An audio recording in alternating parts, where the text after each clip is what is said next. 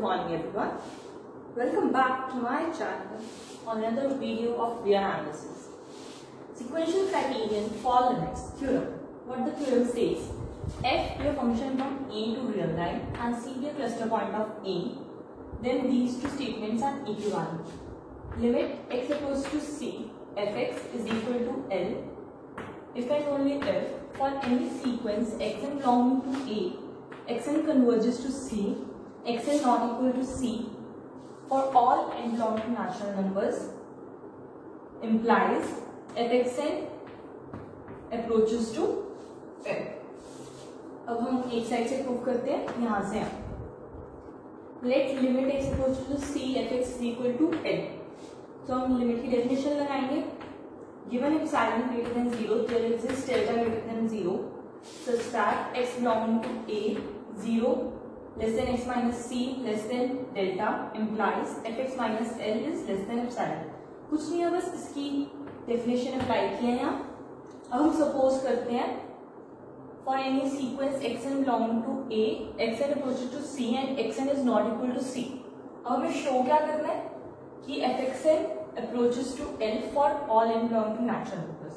और हमने यहाँ तक ये सपोज किए हैं, हम इसकी डेफिनेशन लगाते हैं xn approaches to c when a sequence approaches to a number, convergence of a sequence के.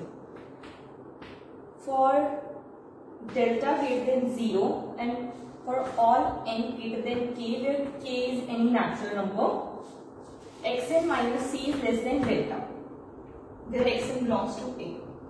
ये है हमारे पास कन्वर्जेंस ऑफ अ सीक्वेंस की डेफिनेशन.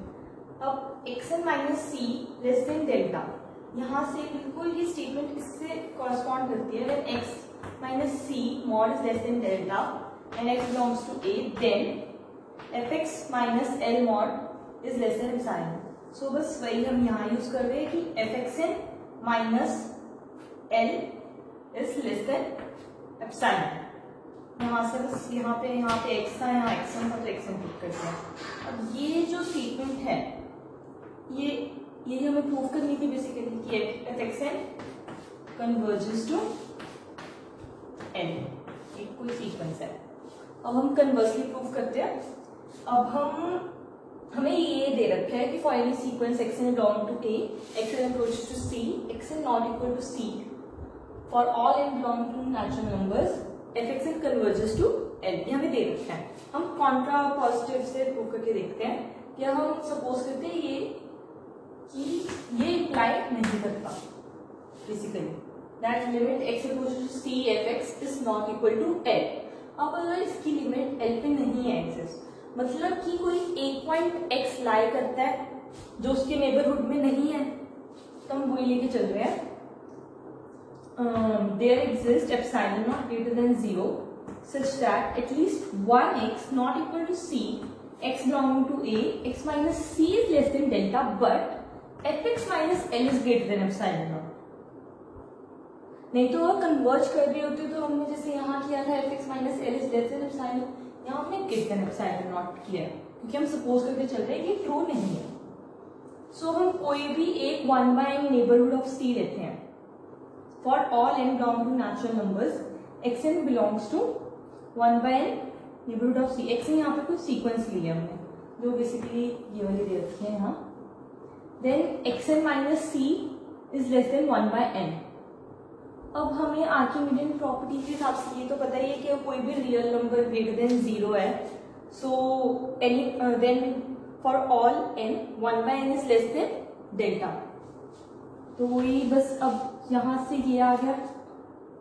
देन हम यहाँ पे इम्प्लाई कर सकते हैं कि fxn minus L is greater than epsilon not, because हमने यहाँ पे अभी शो किया है कि for x belonging to a, x minus c less than delta, it implies fx minus L is greater than epsilon not. तो यहाँ से ये शो, और ये जो यहाँ पर अभी आया ये कॉन्ट्रडिक्शन है क्योंकि अभी हमने ये सपोज करके चल रहे हैं for any sequence where xn converges to c, fxn approaches to L. But इससे तो ये पता लगता है कि fxn does not approaches to L. Hence, our supposition is wrong, which is this, that one is not true. Hence, this statement implies this. Divergence criteria. Basically, A be a subset of R, F be a function from A to R, C be any cluster point of A, then L be any real number, then F does not have a limit L at C if and only if there exists any a sequence xn belong to A such that xn converges to C for xn not equal to C and for all n belong to natural numbers, but fxn does not converge to it. जो हमारे पास sequential criteria वाली theorem थी उसमें क्या था, for any sequence, तो उसका अगर हमें निगेशन देखना हो तो क्या होगा, देयर एग्जिस्ट अ सीक्वेंस.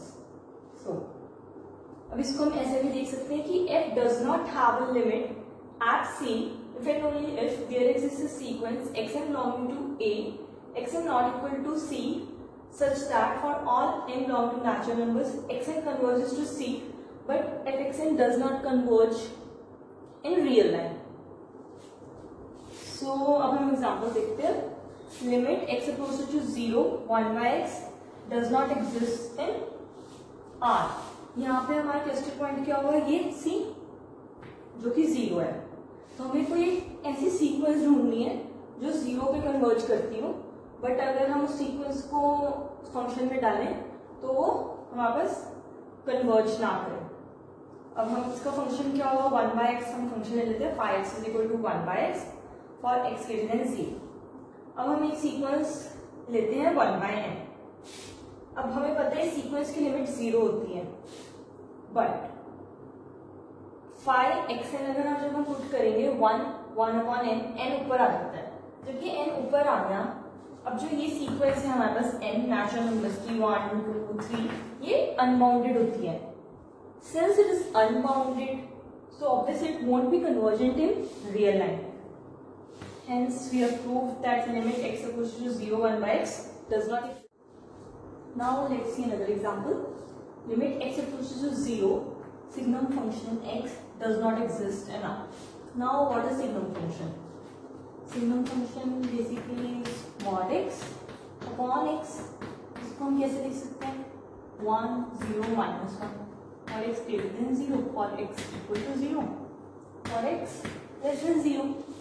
अब हमें कोई ऐसी सीक्वेंस कंस्ट्रक्ट करनी है या देखनी है जो 0 पे कन्वर्ज करती हो, बट उसका fxn एग्जिस्ट ना कन्वर्ज ना करता हो रियल लाइन पे. सो हम कोई xn लेते हैं -1 की पावर n बाय n. अब हमें ये पता है ये जो सीक्वेंस है हमारे पास -1 हाफ -1/3 ये कन्वर्ज करती है 0 पे. ये सीक्वेंस तो 0 पे कन्वर्ज करती है, हमने एक सीक्वेंस ढूंढी जो 0 पे कन्वर्ज करती है. अब हम ये देखते हैं जो fxn है वो कहाँ कन्वर्ज करता है, क्या करता है, कुछ सिग्नम -1 by n. अब इसकी क्या वैल्यू आएगी, n पे डिपेंड करेगी इसकी वैल्यू. अगर तो n हमारे पास इवन होगा तो इसकी वैल्यू 1 आएगी. अगर हमारे पास n ऑड होगा तो इसकी वैल्यू -1 आएगी. और हमें अच्छे से पता है जो भी ऐसी सीक्वेंस होती है 1 -1 वाली वो डाइवर्जेंट होती है, कन्वर्ज नहीं करती रियल लाइन पे, क्योंकि एक बार इसकी वैल्यू 1 हो गई, एक बार -1 हो गई, ऐसा किसी एक पॉइंट को कन्वर्ज नहीं करती. Hence limit x equal to 0 signum function x does not exist in R. अब हम सेकंड एग्जांपल देखते हैं. Limit x equal to 0 sin 1 by x. इसको हम ऐसे भी देख सकते हैं कि अगर हम कोई दो सीक्वेंसेस लें जो 0 पे कन्वर्ज करती हो, बट अगर हम उसको इस फंक्शन में डालें सीक्वेंसेस को, उनकी वैल्यूज डिफरेंट आए. अब हम ऐसे कोई दो सीक्वेंसेस कंस्ट्रक्ट करते हैं जो 0 पे कन्वर्ज करती हो. एक हम xn लेते हैं सीक्वेंस 1/2 पाई n, और एक हम सीक्वेंस लेते हैं yn 1/2 पाई n प्लस π/2. क्योंकि अब जब ये रेसिप्रोकल के बाद ऊपर चल जाएंगी तो हमारे पास डिफरेंट वैल्यूज आएंगी साइन की. देखते हैं fxn क्या होगा हमारे पास, साइन 2 पाई n और हमें पता है 2 पाई पे वैल्यू 2 पाई के मल्टीपल पे वैल्यू साइन की वैल्यू 0 होती है and F Y by N sine 2 pi N plus pi by 2। Odd multiples पे साइन की वैल्यू 1 होती है। अब हमारे पास ऐसे दो सीक्वेंसेस आती है जो 0 पे कन्वर्ज करती हैं, बट उनकी F X N and F Y N are not same, hence F X is divergent in real line.